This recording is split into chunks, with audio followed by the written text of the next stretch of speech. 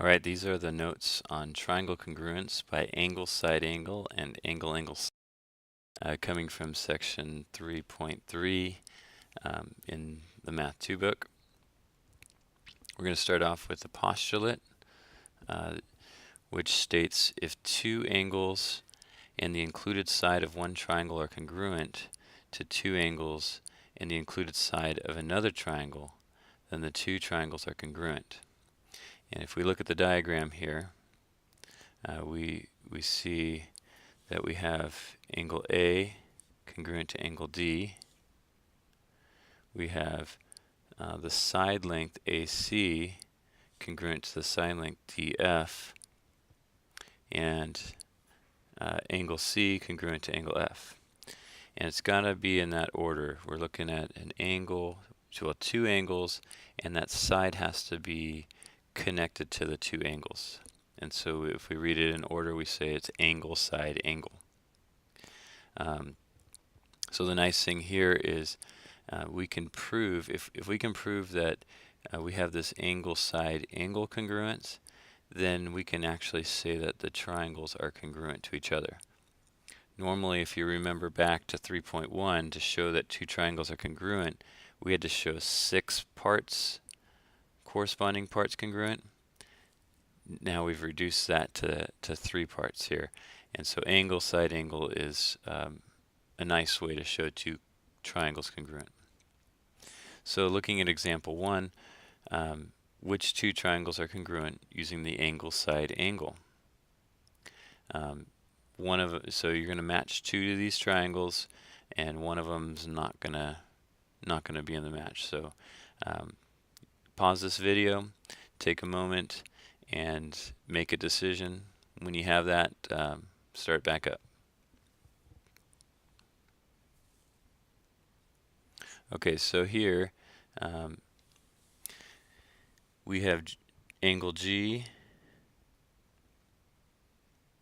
and H are in between the side lengths. So GH is connecting the two angles we're interested in. So we definitely see angle, side, angle on this picture. In the second picture, we have two angles, but that side connecting the two angles, NI, we don't have that mark on it. Actually, the mark is an NF, and so if we were to read this, we would maybe say angle, angle, side. So the two angles are first, reading from right to left, and going around that triangle clockwise, angle, angle, side. And then this third triangle, we have two angles that are marked here, and then the side between the angles, CA, is marked. And so we do have that angle, side, angle pattern.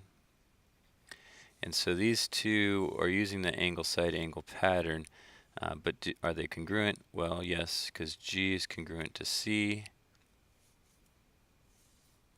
So angle G is congruent to angle C. We have angle H congruent to angle A. And lastly, we have side GH congruent to which side? Would I say AC or would I say CA? And you should say CA. And so which two triangles are congruent? Let's write our congruence statement. We say triangle GHO is congruent to triangle, okay, follow the order here, CAT. Example 2. We are here to write a proof now. We're given some information and asked to prove triangles congruent. So let's set up a two-way table proof where statements are on the left-hand side and the reasons on the right-hand side. And our first statement is always just to copy down the givens. So we got angle CAB congruent to angle DAE. We got side BA congruent to side EA. And angle B and E are right angles. So actually what I'm gonna put the same information but write it a little differently. I'm going to say the measure of angle B is equal to the measure of angle E, which is 90 degrees. That means they're both right angles. And the reason is this is all given to us. So we see all that marked in our diagram, and we need to come up with some kind of plan. We just talked about side angle side congruence, and we see that in the picture. We got these angles congruent here. We have these angles that we can state are congruent, and then the side in between them, between the two angles, are congruent. So we already have an angle and a side. Our second statement is going to say that angle B is congruent to angle E, which should be obvious.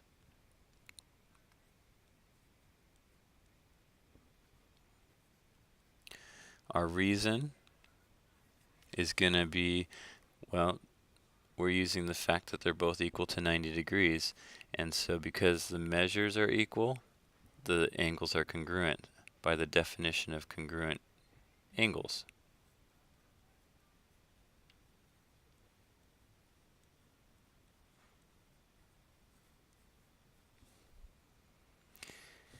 And so now we have everything we need to prove the triangle's congruent. We have side angle side, and so we can end our proof stating triangle ABC is congruent to triangle AED, and our reason is side angle side congruence, and we have our proof. So the big thing here is to know, okay, I wanted to prove these triangles congruent by side angle side, and I need to make sure in my statements I have that. So I have here's side, here's another side, and an angle, and everything's there that I need. Let's look at another proof.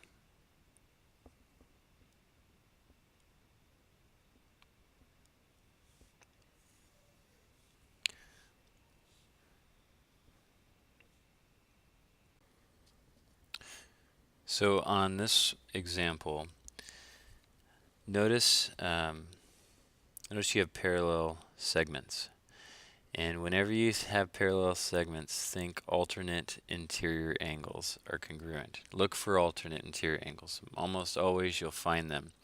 And in this case, I will put on the alternate interior angles. It'd be angle STQ and this angle here are QT. QT is in a sense our transversal, and the angle will always touch the parallel side. Okay, what you don't want to do here, you do not want to say these two angles are congruent. Okay, because those angles are not touching the parallel sides. So just be careful when you're picking your alternate interior angles. Those angles have to be created. One of those sides have to be parallel. And so in planning this out, we know that we can get these two angles congruent using parallel lines, alternate interior angles. We also have a shared side QT with itself using the reflexive property. And so now we have congruent triangles by side angle side. So let's write this up. We have our statement, reason, list possible givens, or list the givens, not possible givens. So we know that QR is congruent to TS. The line segments are congruent. And we also know that QR is parallel, that's the symbol for parallel, to TS. Okay, and those were given. Then there are a couple things we added to our list, and order does not matter, but let's say, okay, QT is congruent to itself. We need that. And the reason is the reflexive property.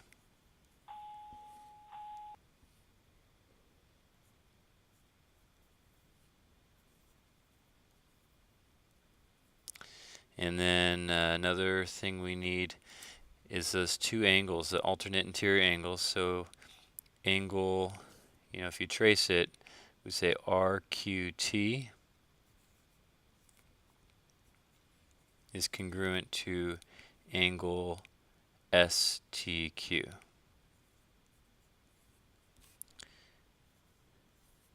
And the reason alternate interior angles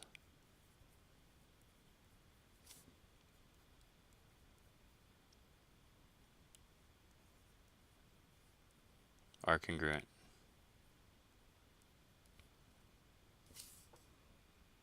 So we have everything needed now for side angle side, and so we can finish our proof here. So we were trying to prove that triangle QRT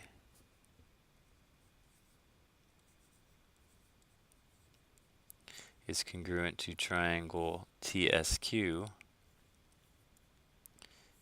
and our reason that we're using, that's the, here's the statements we're going to be referring to. Side here, angle in between this side. So the angle between the two sides, so that's what we're saying, side angle side. And there we have it.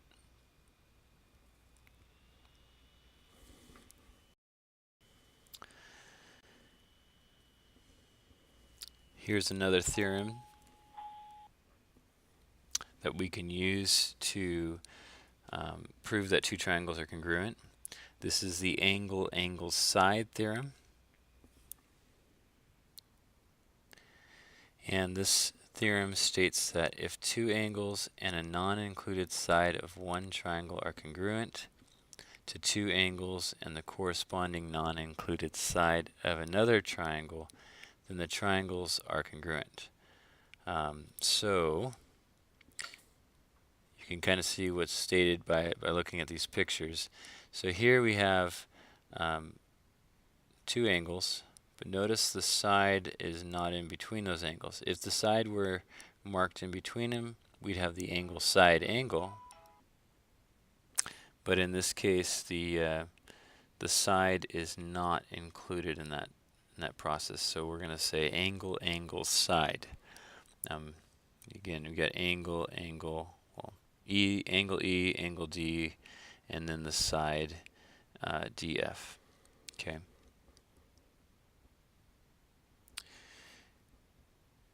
Before we go any further, I noticed I made a little error, and hopefully you noticed too.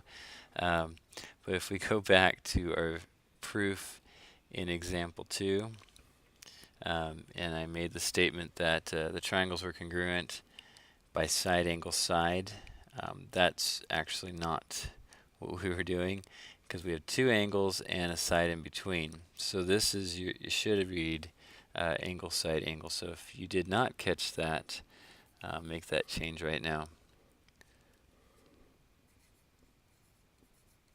Sorry about that. So back here, we're adding to our list. So far there are 5 things we can do to prove triangles congruent.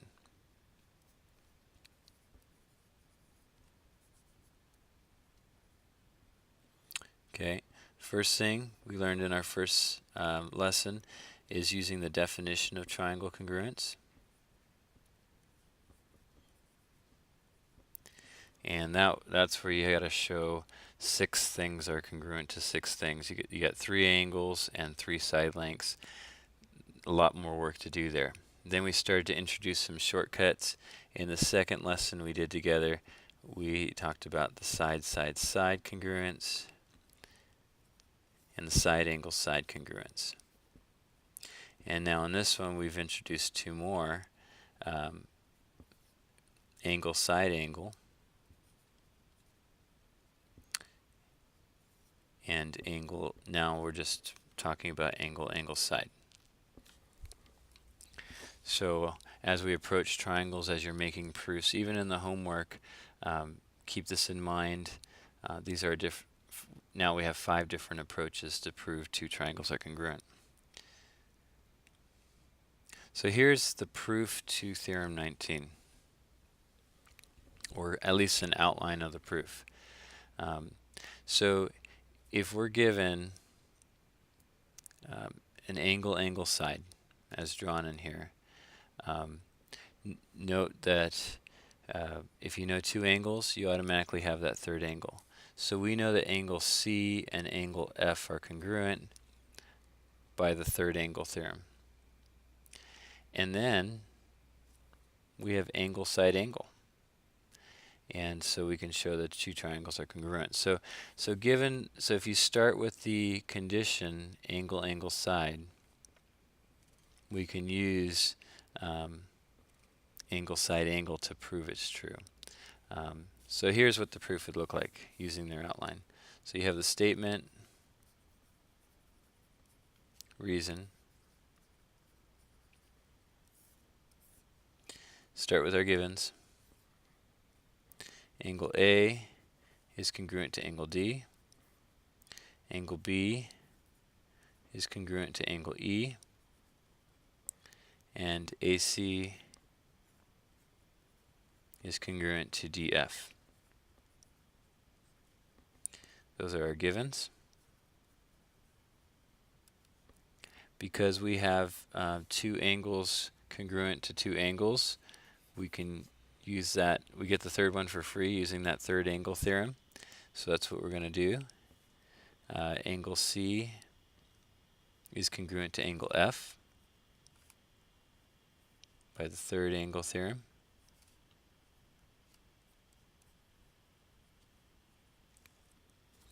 And so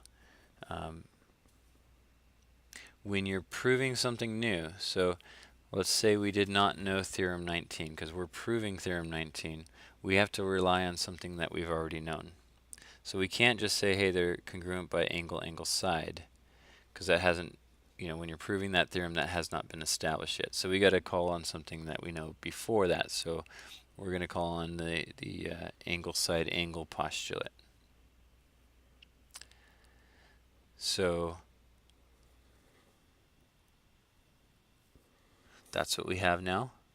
If you say angle A, side AC, and angle C congruent to angle D, side DEF, and angle F, which is angle side angle, and we get triangle ABC is congruent to triangle DEF. The reason is angle side angle congruence. So this is a proof that establishes the angle side. Because of this proof, we're now able to add that angle side to our list, and now we can use that as a reason when we're making proofs. Okay, example 4.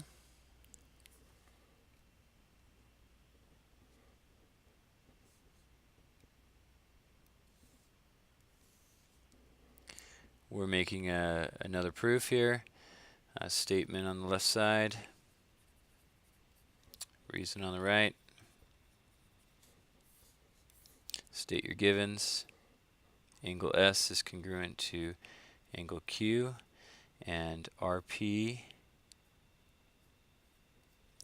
bisects, which means cuts in half, angle SRQ. Those are our givens.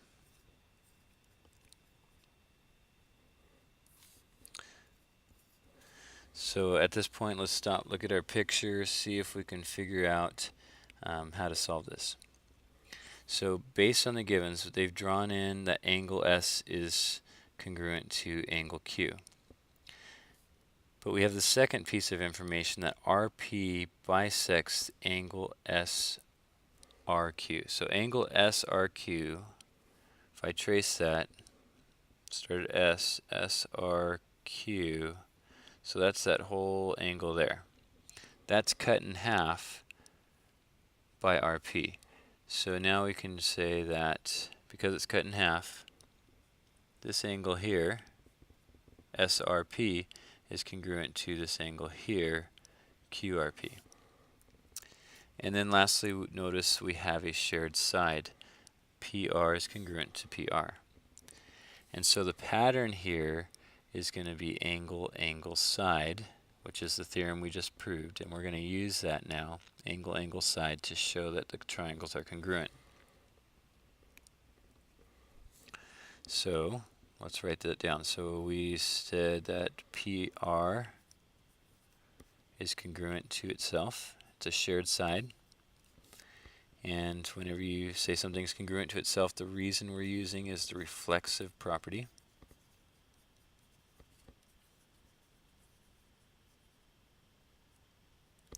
And then we also said that angle SRP is congruent to angle QRP.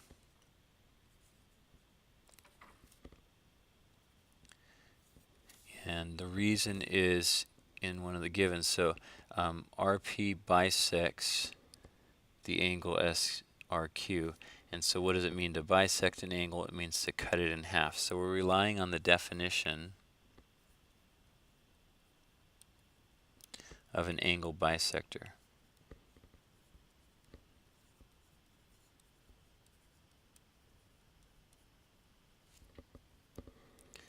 So now we have in our statements, we have our two angles and our side in the order angle, angle, side.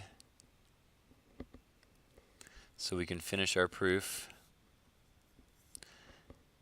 by saying that triangle SRP is congruent to triangle QRP. And the reason is angle, angle, side congruence.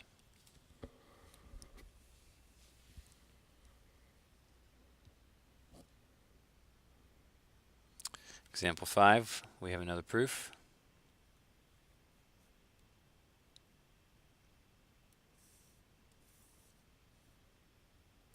So statement, reason.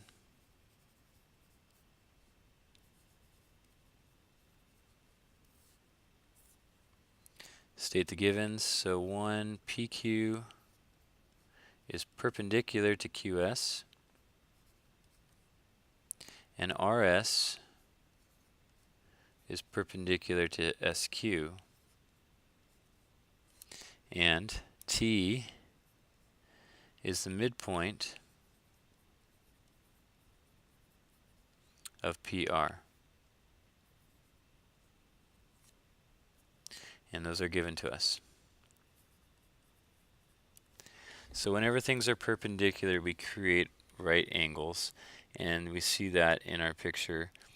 And since angle Q and angle S are both 90 degrees, we can easily get that they're congruent to each other.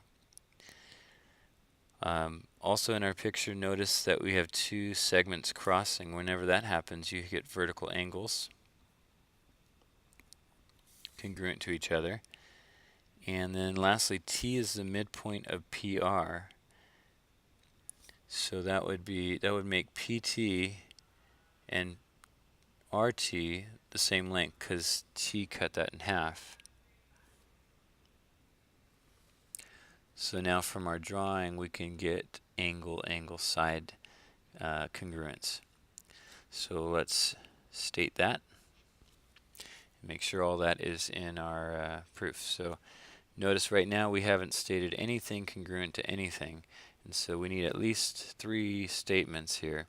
So let's start with angle Q is congruent to angle S. The reason is we're using the idea of perpendicular. Perpendicular angles equal 90 degrees. They're both equal to 90 degrees. And so definitely relying on that definition of perpendicular.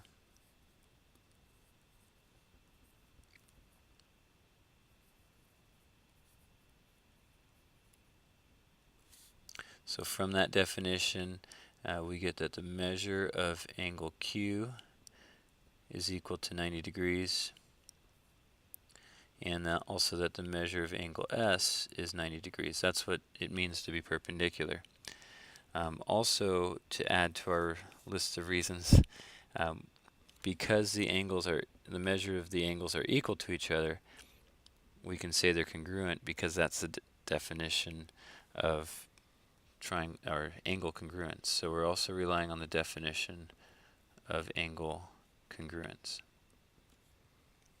So two reasons for part 2 here.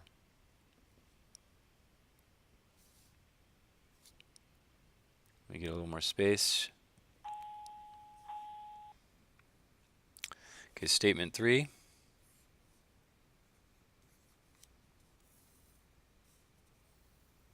So now we have one congruent statement. Let's also state that those vertical angles, we get angle PTQ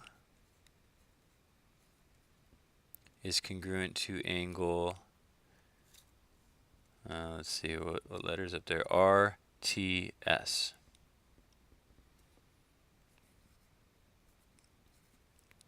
Because they're vertical angles, and vertical angles are congruent.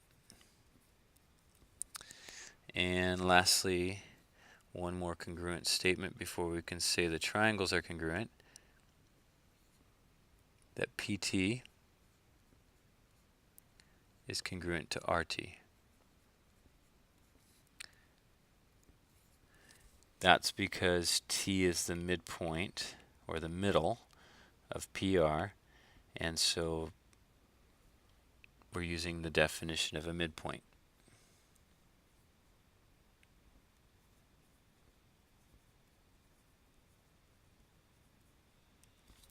So we'll finish this proof off.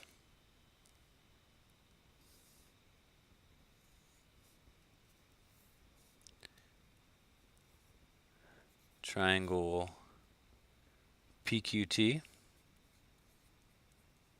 congruent to triangle RST. Why? Well, from the picture we see it's angle, angle, side congruence. And we've finished that proof.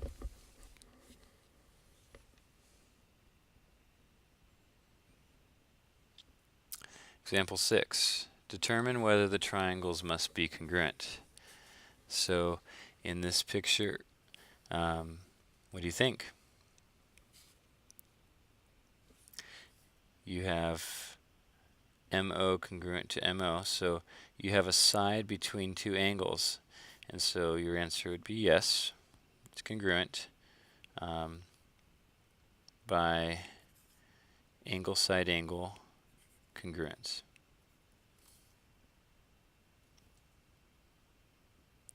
Example 7. Again, look at this picture.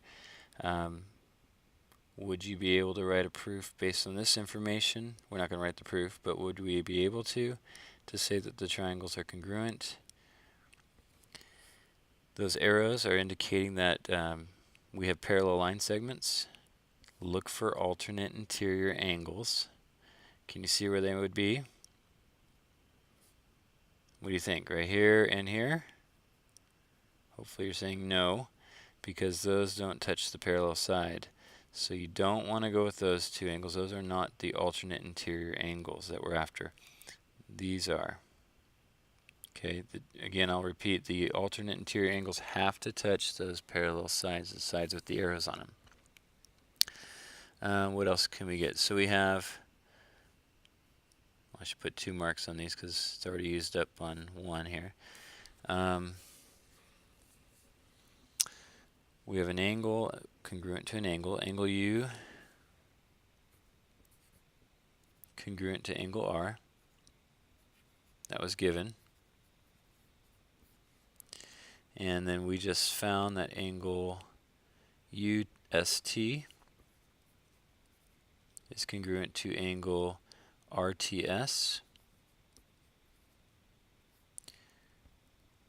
by alternate interior angles are congruent. Okay. Can we get anything else? Can we say that US is congruent to TR? And hopefully you're saying no, because just because they're parallel does not mean they're the same length. But we do have this shared side. TS is congruent to TS.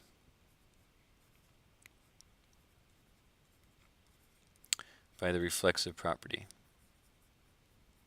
So we have enough information to say they're congruent. So we got congruent triangles. Why? Because of angle side congruence. So yes. Okay, so that looks like the end of our notes. You are on for homework. Work at those proofs.